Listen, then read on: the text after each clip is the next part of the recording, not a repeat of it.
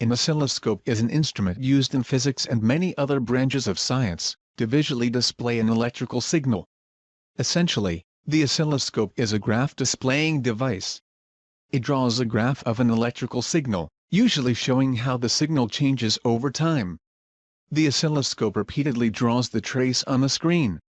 If the trace is the same, then it overwrites itself, and the pattern looks stable.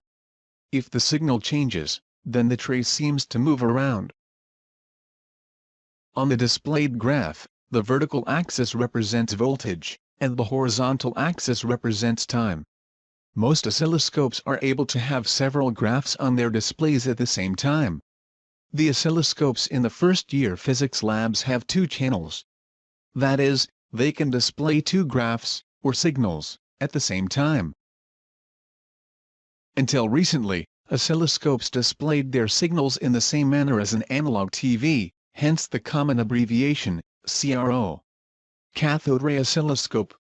A modern oscilloscope uses an LCD display, like a computer laptop, and is often referred to as a DSO. Digital storage oscilloscope.